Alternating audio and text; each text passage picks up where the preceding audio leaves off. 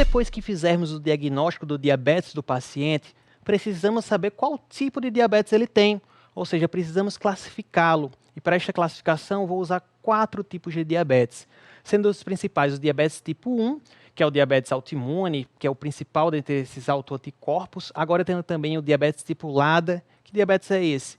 É o diabetes latente autoimune do adulto. Como o próprio nome diz, acontece mais no adulto, mais de 35 anos. Mas não só isso, ele tem também um tempo de lua de mel mais prolongado. Lembra lá da fisiopatologia DM1, quando eu descrevi a lua de mel? Então, depois da descompensação inicial, era aquele curto período de tempo que o paciente ficava de boa, que as células beta recuperavam, então ficava alguns meses ali e voltava a falhar. Esse no LADA de voltar a falhar demora mais que 6 meses, tem descrição até de anos para voltar a falhar depois da descompensação inicial. Então, além da idade, eu preciso ter esse tempo de lua de mel prolongado. E uma outra coisa que chama atenção no LADA é a presença do anti-GAD65. Quase 100% dos pacientes com LADA têm anti-GAD65 positivo. Beleza? Em relação ao DM2, está muito associado à resistência e ação da insulina, como a gente já explicou. Tem o diabetes gestacional, que aqui o pessoal da ginecologia vai matar com vocês, a obstetrícia. E tem outros tipos de diabetes. Que outros? Qualquer outro mecanismo que não seja resistência, que não seja autoimune e não seja na gravidez. Aqui vai entrar o diabetes monogênico, que são defeitos na formação, na genética das células beta, insuficiência pancreática, hemocromatose. Vai ter uma aula específica sobre esse tema. Agora vamos focar em como diferenciar o paciente com DM1 versus DM2, que a maioria dos pacientes vão ter uma ou outra, principalmente o DM2. Em relação, quando eu penso em DM2, a primeira coisa que vem na cabeça é justamente a resistência à ação da insulina. Essa resistência à ação da insulina faz com que o pâncreas produza até um pouco mais de insulina inicialmente, e esse um pouco mais de insulina inicialmente vai levar alguns marcadores, acantose nigricans, acrocordos, o paciente pode ficar mais acima do peso, esteatose hepática, então vai ter alguns marcadores de resistência à ação da insulina. Já o diabetes tipo 1, que produz o autoanticorpo, esses autoanticorpos vão destruir o pâncreas. Então o pâncreas vai entrar em falência hepática, vai diminuir a produção da insulina e não vão ter esses sinais de resistência insulínica, vão ter sinais de insulinopenia, que eu vou mostrar já para vocês o que é. Agora, em relação a esses anticorpos, só uma ressalva. Existe DM1 sem anticorpo. Isso mesmo. DM1 sem anticorpo, que é conhecido como DM1B, DM1A de autoanticorpo, DM1B quando é sem anticorpo. E acontece mais frequentemente quando o paciente tem ascendência africana ou asiática, que ele pode abrir um quadro de DM1, ou seja, não produz insulina, pode ter até HLA de risco, mas quando você dosa o anticorpo não vai aparecer ali. Beleza? Uma outra coisa que eu posso fazer para mensurar o quanto esse pâncreas está funcionando é avaliar o peptídeo C. E o que é esse peptídeo C? O peptídeo C ele é secretado junto com a insulina nas células beta do pâncreas. Então as células beta vai lá, vou jogar a insulina para fora, joga a insulina com peptídeo C. E por que eu não vou dosar a insulina? Por 2 motivos. O DM1, você vai deixar de dar insulina para ele para medir a insulina. Então, se você está administrando insulina para ele, você vai medir, vai ter insulina ali positiva.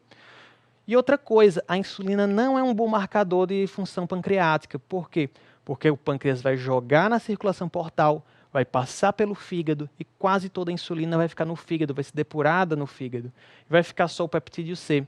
O peptídeo C vai ser absorvido muito pouco na circulação portal e vai quase todo para a periferia, para a circulação. Daí, quando você vai dosar, você vai avaliar se o peptídeo C vai estar alto, mais compatível com resistência à ação da insulina, ou seja, o pâncreas está produzindo insulina, ou o peptídeo C vai estar baixo, indetectável, mais condizente com diabetes tipo 1, ou seja, falência pancreática mesmo. Outra coisa, por essa deficiência da insulina, vai ser mais comum a cetoacidose diabética, que precisa ter ausência completa de insulina no DM1, enquanto no DM2 a cetoacidose é muito rara. Pode ter? Pode, mas é rara. Os principais fatores é quando o DM2 é de muito tempo de diabetes, então já está com insulinopênico, já quase que o pâncreas não produz mais insulina, então pode acontecer. Ou está passando por um estresse metabólico, internação, infecção, que aumenta muito os fatores, os hormônios contrarreguladores e pode gerar uma cetoacidose. Uma outra coisa, o jeitão do paciente mais obeso, tem mais doença cardiovascular, AVC, infarto, enquanto o diabetes tipo 1 geralmente tem mais associados a outras autoimunidades.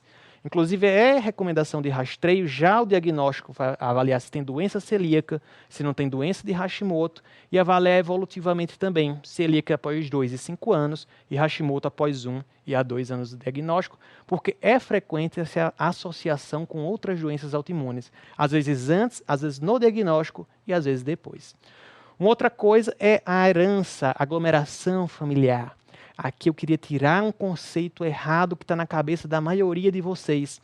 Aqui muita gente pensa, DM1 é aquele que é genético. Enfim, todos têm uma predisposição genética, então já acaba com isso aí. Não existe o tipo genético e não existe o tipo que não é genético. Mas o DM1 está mais relacionado com a aglomeração familiar. Se tem alguém na família, é mais risco de outra pessoa ter. O DM2 é mais risco ainda. Olha aqui esses dados, aglomeração familiar, ou seja, se eu tenho DM1, qual a chance de ter mais alguém na minha família com DM1? 5%. E DM2, se eu tenho DM2, qual a chance de ter alguém na minha família com DM2 também? 75%. É muito maior. Tem uma questão familiar, principalmente do HLA, uma questão genética do HLA no DM1? Tem, tanto é que gêmeos univitelinos têm 50% de associação.